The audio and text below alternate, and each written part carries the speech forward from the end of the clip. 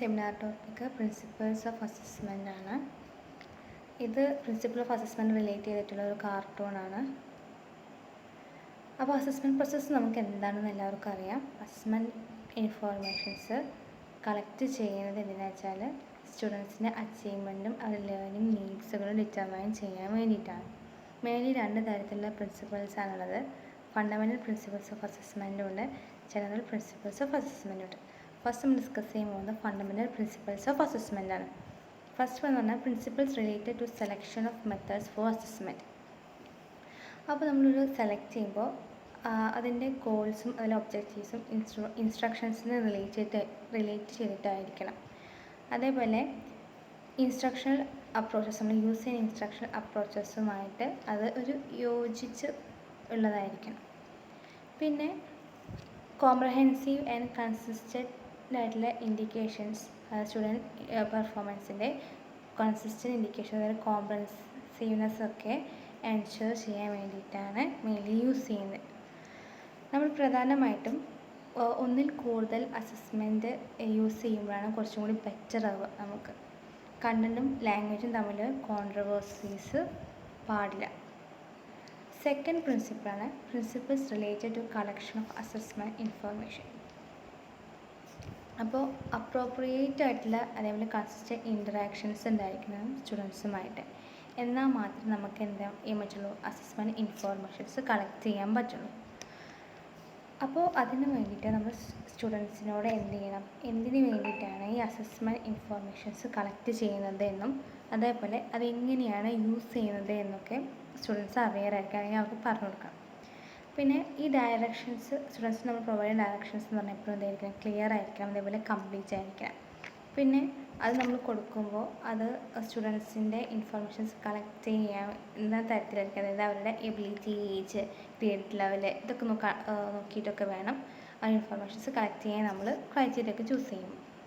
Next നമുക്കറിയാം assessment ചെയ്യുമ്പോൾ observations, rating scales, അങ്ങനെ ഒരുപാട് അസസ്മെൻറ്റ് മെത്തേഡ്സുകളൊക്കെ നമുക്ക് യൂസ് ചെയ്യാം അല്ലേ. അപ്പോൾ അതുവഴി നമുക്ക് ഒരുപാട് ക്യാരക്ടറിസ്റ്റിക്സാണ് നമ്മൾ അസസ് ചെയ്യുന്നത്. അപ്പോൾ ഒരു ടൈമിൽ നമുക്ക് ഒരുപാട് ക്യാരക്ടറിസ്റ്റിക്സൊക്കെ അസസ് ചെയ്യേണ്ടി വരും. അപ്പോൾ അത് നമ്മൾ എന്തെങ്കിലും സ്മോൾ ഇനഫ് ആയിരിക്കണം, അതേപോലെ കോൺക്രീറ്റ്ലി ഡിസ്ക്രൈബ്ഡ് ആയിരിക്കണം എന്നാണ് പറയുന്നത്. പിന്നെ നമുക്കറിയാം അസസ്മെൻറ്റ് ഇൻവോൾവിങ് സെലക്ഷൻ ഐറ്റംസ്. അപ്പോൾ നമ്മൾ അസസ്മെൻറ്റ് അല്ലെങ്കിൽ ട്രൂ ഓർ ഫാൾസ് ആയിരിക്കും, അല്ലെങ്കിൽ മൾട്ടിപ്പിൾ ചോയ്സ് അങ്ങനെ രീതിയിലായിരിക്കും നമ്മൾ അസസ്മെൻറ്റ് ഇൻഫർമേഷൻസ് കളക്ട് ചെയ്യുക വിചാരിക്കുക. അപ്പോൾ ഡയറക്ഷൻസ് നല്ല പോലെ ഡയറക്ഷൻസ് സ്റ്റുഡൻസിന് കൊടുക്കണം. അതുവഴി അവർക്ക് എല്ലാ ആൻസേഴ്സും അറ്റൻഡ് ചെയ്യാൻ അല്ലെങ്കിൽ സ്കിപ്പ് ചെയ്യാതെ ആൻസർ ചെയ്യാൻ വേണ്ടിയിട്ടുള്ള എൻകറേജ്മെൻറ്റ് നമ്മൾ കൊടുക്കണം ഡയറക്ഷൻസ് വഴി. മൂന്നാമത്തേന്ന് പറഞ്ഞാൽ principles related to judging and scoring of student performance ആണ്. അപ്പോൾ ഒരു സ്കോറിങ്ങിൻ്റെ പ്രൊസീജിയറിൽ നമ്മൾ പ്രിപ്പയർ ചെയ്യുമ്പോൾ നമ്മൾ എന്താ വെച്ചാൽ ഒരു പെർഫോമൻസ് അല്ലെങ്കിൽ പ്രൊഡക്റ്റിൻ്റെ ക്വാളിറ്റി ആയിക്കോട്ടെ, അപ്രോപ്രിയേറ്റ്നെസ് ഓഫ് ആറ്റിറ്റ്യൂഡ് അല്ലെങ്കിൽ ബിഹേവിയറിൻ്റെ അപ്രോപ്രിയേറ്റ്നെസ് വേണ്ടി, അല്ലെങ്കിൽ ആൻസറിൻ്റെ കറക്റ്റ്നെസ്സിന് വേണ്ടിയിട്ടായിക്കോട്ടെ, അതൊക്കെ ജഡ്ജ് ചെയ്യാൻ വേണ്ടിയിട്ട് നമുക്കൊരു സ്കോറിങ് പ്രൊസീജിയർ എന്തായാലും ആവശ്യമാണ്. അപ്പോൾ സ്റ്റുഡൻസ് അറിഞ്ഞിരിക്കണം അവരുടെ റെസ്പോൺസസും അതേപോലെ ഇൻഫോർമേഷൻസും അവർ പ്രൊവൈഡ് ചെയ്യുന്നത് എങ്ങനെയാണ് ജഡ്ജ് ചെയ്യുന്നത് അല്ലെങ്കിൽ സ്കോർ ചെയ്യുന്നത് എന്ന് അവർ അറിഞ്ഞിരിക്കണം. പിന്നെ നമ്മൾ ചേഞ്ചസ് ഉണ്ടാക്കും സ്കോറിങ്ങിന് സമയത്ത്, ഇപ്പോൾ നമുക്ക് ചേഞ്ചസ് ഉണ്ടാക്കേണ്ടി വരും. അപ്പോൾ അത് ഇനീഷ്യൽ സ്കോറിങ് പ്രൊസീജിയറിൽ ബേസ് ചെയ്തിട്ടുള്ള പ്രോബ്ലത്തിനനുസരിച്ചുള്ള ചേഞ്ചസ് വേണം നമ്മൾ സ്കോറിങ്ങിൽ ചെയ്യാൻ വേണ്ടിയിട്ട്. അപ്പോൾ ഈ മോഡിഫൈഡ് ആയിട്ടുള്ള പ്രൊസീജിയർ നമുക്ക് പ്രീവിയസ്ലി സ്കോർ റെസ്പോൺസസൊക്കെ റീസ്റ്റോർ ചെയ്യാൻ വേണ്ടിയിട്ട് നമുക്ക് യൂസ് ചെയ്യാൻ കഴിയും. ഫോർത്ത് പ്രിൻസിപ്പിളാണ് principles related to summarization and interpretation of results. അപ്പോൾ സമ്മറൈസിങ് അതേപോലെ റിസൾട്ട്സ് ഇൻ്റർപ്രറ്റ് ചെയ്യാനൊക്കെയുള്ള പ്രൊസീജിയേഴ്സ് എപ്പോഴും എന്തായിരിക്കണം, ഒരു റിട്ടൺ പോളിസി വഴി അങ്ങനത്തെ ഒരു രീതിയിലായിരിക്കണം ഗൈഡ് ചെയ്യണം എന്നാണ് പറയുന്നത്. അപ്പോൾ നമ്മൾ സമ്മറി കമൻസും അതേപോലെ ഗ്രേഡ്സും ഒക്കെ ഫോർമുലേറ്റ് ചെയ്യുന്നുണ്ട്, അതേപോലെ ഇൻ്റർപ്രറ്റ് ചെയ്യുകയൊക്കെ ചെയ്യുന്നുണ്ട്. അപ്പോൾ അതിൻ്റെ രീതികളൊക്കെ നമ്മൾ സ്റ്റുഡൻസിനോടായിക്കോട്ടെ പാരൻസിനോടായിക്കോട്ടെ എക്സ്പ്ലെയിൻ ചെയ്യാൻ പറ്റണം. പിന്നെ സമ്മറി കമൻസ് ആൻഡ് ഗ്രേഡ്സ് എന്ന് പറഞ്ഞാൽ എപ്പോഴും മോർ ദാൻ വൺ അസസ്മെൻറ്റിൻ്റെ ബേസ് ചെയ്തിട്ടായിരിക്കും എപ്പോഴും ഉണ്ടായിരിക്കാം. അപ്പോൾ ഈച്ച് റിസൾട്ട്സ് എന്ന് പറഞ്ഞാൽ നമ്മൾ ഉദ്ദേശിക്കുന്ന അല്ലെങ്കിൽ നമ്മൾ എംഫസൈസ് ചെയ്യാൻ ഊന്നൽ കൊടുക്കാൻ കഴിയുന്ന ഇതിന് ഇൻറ്റൻറ്റ് ചെയ്യാൻ ആ ഓരോരോ കാര്യങ്ങൾക്ക് വേണ്ടിയിട്ട് ഊന്നൽ കൊടുക്കാൻ സാധിക്കണം ആ റിസൾട്ടിന്. പിന്നെ ഇൻ്റർപ്രിട്ടേഷൻസ് ഓഫ് അസസ്മെൻറ്റ് എപ്പോൾ ചെയ്യുമ്പോഴും നമ്മൾ background and learning experience of students കൂടി ഒരു കണക്കിലെടുക്കേണ്ടതുണ്ട്. ഓക്കെ, പിന്നെ അഞ്ചാമത്തെ പ്രിൻസിപ്പിൾസാണ് principles related to reporting of assessment findings. അപ്പോൾ നമ്മളൊരു റിപ്പോർട്ടിംഗ് സിസ്റ്റം എപ്പോഴും ഒരു റിട്ടൺ പോളിസിയിലായിരിക്കും ഗൈഡ് ചെയ്യേണ്ടതായിരിക്കുക. പിന്നെ അത് ഒരു ലോസുമായിട്ടൊരു കൺസിസ്റ്റൻസി ഉണ്ടായിരിക്കണം. പിന്നെ ബേസിക് പിന്നെ ഫെയർനെസ് ആയിക്കോട്ടെ, ഹ്യൂമൻ റൈറ്റ്സ് ആയിക്കോട്ടെ, അതായത് കോൺഫിഡൻഷ്യാലിറ്റി ഒക്കെ ഉറപ്പിക്കുന്നതായിരിക്കാം. Okay, report should contain description of goals and objective. അപ്പോൾ ഇൻസ്ട്രക്ഷൻ്റെ ഗോൾസും ഒബ്ജക്റ്റീവ്സും ഒക്കെ ഈ റിപ്പോർട്ട് അതിനെക്കുറിച്ചുള്ള ഡിസ്ക്രിപ്ഷൻസ് ഈ റിപ്പോർട്ടിൽ ഉണ്ടായിരിക്കണം. പിന്നെ ഈ റിപ്പോർട്ടിൽ എന്ന് പറഞ്ഞാൽ ഫുൾ ഡിസ്ക്രിപ്ഷൻസ് ഉണ്ടായിരിക്കണം. ഒരു സ്റ്റുഡൻസിന് സ്ട്രെങ്ത് ആയിക്കോട്ടെ, വീക്ക്നെസ് ആയിക്കോട്ടെ, ഫുൾ ഡിസ്ക്രിപ്ഷൻസ് ഉണ്ടായിരിക്കണം. അതുവഴി ഈ സ്റ്റുഡൻസിന് തന്നെ സ്ട്രെങ്ത്തുകൾ ബിൽഡപ്പ് ചെയ്യാനും പ്രോബ്ലംസൊക്കെ അഡ്രസ്സ് ചെയ്യാനും പ്രോബ്ലംസിൻ്റെ ഏരിയാസ് മനസ്സിലാക്കാനും സാധിക്കും. ഈ റിപ്പോർട്ട് എന്ന് പറഞ്ഞാൽ എപ്പോഴും ക്ലിയർ ആയിരിക്കണം, അക്യുറേറ്റ് ആയിരിക്കണം. പിന്നെ നമ്മളിത് ആർക്കാണോ ഉദ്ദേശിക്കുന്നത്, ഏത് ഓഡിയൻസിന് വേണ്ടിയിട്ടോ നമ്മൾ ഇൻറ്റൻറ്റ് ചെയ്യുന്നത്, അവർക്ക് പ്രാക്ടിക്കബിൾ ആയിരിക്കണം, പ്രായോഗികമാക്കാനും സാധിക്കണം. മെയിൻലി ഈ അസസ്മെൻറ്റ് റിപ്പോർട്ടിൻ്റെ പർപ്പസസ് എന്ന് പറഞ്ഞാൽ ഇതുവഴി നമുക്കൊരു ഹിസ്റ്റോറിക്കൽ റെക്കോർഡ് മനസ്സിലാക്കാൻ സാധിക്കും. പിന്നെ സപ്പോർട്ട് ഫോർ പ്ലാനിങ് ആൻഡ് ഡിസിഷൻസിന് സപ്പോർട്ട് കൊടുക്കുന്നതിന്, പിന്നെ ഇമ്പ്രൂവ്മെൻറ്റ്സ് ഉണ്ടാക്കാം. അതേപോലെ public relation, information dissemination, document ചെയ്യാൻ പറ്റും. നമ്മുടെ ലേണിംഗ് എൻവയോൺമെൻറ്റിനോടുള്ള നമ്മുടെ കോൺട്രിബ്യൂഷൻസ് ഡോക്യുമെൻറ്റ് ചെയ്യാൻ ഒക്കെ സഹായിക്കുന്നുണ്ട്. മെയിൻലി നമ്മൾ പറഞ്ഞു, നമ്മൾ പഠിക്കുക ഈ പ്രിൻസിപ്പിൾസ് ഓഫ് അസസ്മെൻറ്റിൽ വരുന്നത് മെയിൻലി 2 kinds ഓഫ് അസസ്മെൻറ്റ്സ് ആണ്.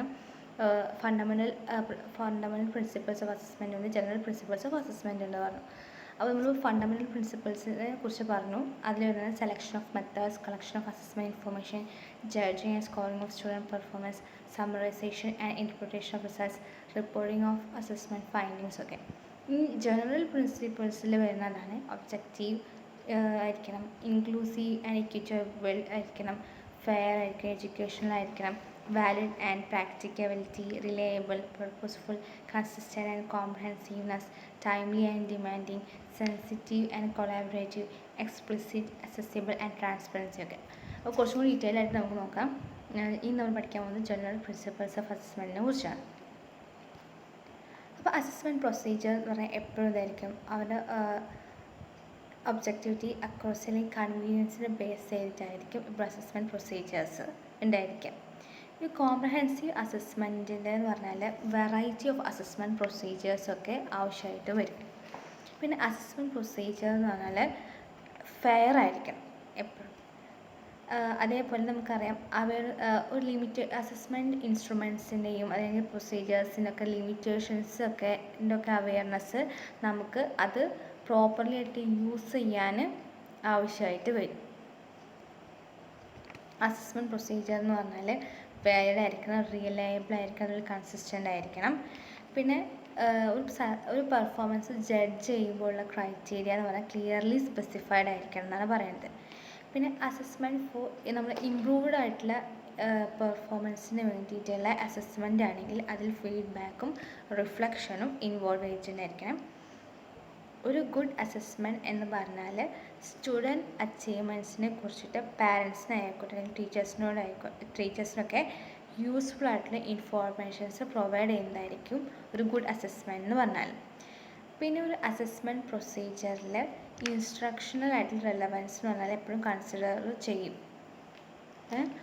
ദെൻ നെക്സ്റ്റ് പോയിന്റ് എന്ന് പറഞ്ഞാൽ നമ്മൾ എമൗണ്ട് ഓഫ് അസസ്ഡ് വർക്ക്, നമ്മൾ അസസ് ചെയ്ത വർക്ക് അതിൻ്റെ എത്ര എമൗണ്ടുള്ള നമുക്ക് മാനേജബിൾ ആയിരിക്കണം. ദെൻ അത് ഇൻക്ലൂസീവ് ആയിരിക്കണം, ഇക്വിറ്റബിൾ ആയിരിക്കണം. ഫോർമേറ്റീവ് ആൻഡ് സമ്മേറ്റീവ് അസസ്മെൻ്റ് ഒക്കെ നമുക്ക് പ്രോഗ്രാംസിൽ ഇൻക്ലൂഡ് ചെയ്യാൻ പറ്റുമെന്നാണ് പറയുന്നത്. ഫോർമേറ്റീവ് ആൻഡ് സമ്മേറ്റീവ് അസസ്മെൻറ്റ് നമുക്കറിയാം, ഒരു ടോട്ടലായിട്ട് ഒരു അസസ്മെൻറ്റ് വരികയാണെന്ന് വെച്ചാൽ അതിന് സമ്മേറ്റീവ് അസസ്മെൻറ്റ് പറയും. ഇപ്പോൾ ഇൻ്റർണൽസൊക്കെ ആണെന്ന് വെച്ചാൽ നമുക്ക് ഫോർമേറ്റീവ് അസസ്മെൻറ്റ് പറയാം, ക്ലാസ് ടെസ്റ്റുകളൊക്കെ. സമ്മേറ്റീവ് അസസ്മെൻറ്റിൽ വരുന്ന സെം എക്സാം, ആനുവൽ എക്സാംസ് പോലത്തെ അതൊക്കെ സമ്മേറ്റീവ് അസസ്മെൻറ്റിൽ വരും. ഇൻഫോർമേഷൻസ് അസസ്മെൻറ്റിൻ്റെ ഇൻഫോർമേഷൻസ് ഒക്കെ പറഞ്ഞാൽ എക്സ്പ്ലിസിറ്റ് ആയിരിക്കും, അക്സസിബിൾ ആയിരിക്കും, ട്രാൻസ്പെറൻ്റ് ആയിരിക്കും എന്ന് പറഞ്ഞാൽ. പിന്നെ സെൻസിറ്റീവ് ആയിരിക്കണം, കൊളാബറേറ്റീവ് ആയിരിക്കണം, ടൈംലി, ഡിമാൻഡിങ് ആൻഡ് പർപ്പസ്ഫുൾ ആയിരിക്കണം. നെക്സ്റ്റ് എന്ന് പറഞ്ഞാൽ നമുക്കറിയാം അസസ്മെൻറ്റ് വഴി എന്ന് പറഞ്ഞാൽ ഒരുപാട് യൂസ്ഫുൾ ആയിട്ടുള്ള പർപ്പസസൊക്കെ സെർവ് ചെയ്യുന്നുണ്ട് ഈ അസസ്മെൻറ്റ്. അപ്പോൾ ഇതിൽ പറഞ്ഞാൽ യൂസർ എന്ന് പറഞ്ഞാൽ ഇതിനെക്കുറിച്ച് ക്ലിയർലി അവെയർ ആയിരിക്കണം. നെക്സ്റ്റ് പോയിൻ്റ് എന്ന് പറഞ്ഞാൽ വേറൊരു കുറച്ച് പോയിന്റ്, വാലിഡ് ആയിരിക്കണം, റിലയബിൾ ആയിരിക്കണം, ഫെയർ ആയിരിക്കണം, ഫ്ലെക്സിബിൾ ആയിരിക്കണം. വാലിഡിറ്റി എന്ന് പറഞ്ഞാൽ നമുക്കറിയാം നമ്മൾ എന്താണ് മെഷർ ചെയ്യാൻ ഉദ്ദേശിക്കുന്നത് ആ ഉദ്ദേശിച്ച കാര്യങ്ങൾ വന്നിട്ടുണ്ടോ എന്ന് നോക്കുന്നതാണ് വാലിഡാണോ എന്നറിയാൻ പറ്റുമോ നമുക്ക്. റിലയബിൾ ആയിരിക്കണം എന്ന് പറയുമ്പോൾ നമ്മളിപ്പോൾ പറയില്ലേ നമ്മൾ മെഷർ ചെയ്യുന്ന സാധനങ്ങൾ കൺസിസ്റ്റൻസി കീപ്പ് ചെയ്യുന്നുണ്ടോ നോക്കാൻ വേണ്ടിയിട്ട്. ഫ്ലെക്സിബിൾ ആയിരിക്കണം, പിന്നെ ഫെയറും ആയിരിക്കണം. പിന്നെ അതിനെക്കുറിച്ചുള്ള കുറച്ച് സിമ്പിളായിട്ടുള്ളൊരു കാര്യങ്ങളാണ് ഈ ഇമേജസിൽ കാണിച്ചിരിക്കുന്നത്. പറഞ്ഞ കാര്യങ്ങൾ തന്നെയാണ് വീണ്ടും പറഞ്ഞിരിക്കുന്നത്. This is all about my topic. Thank you.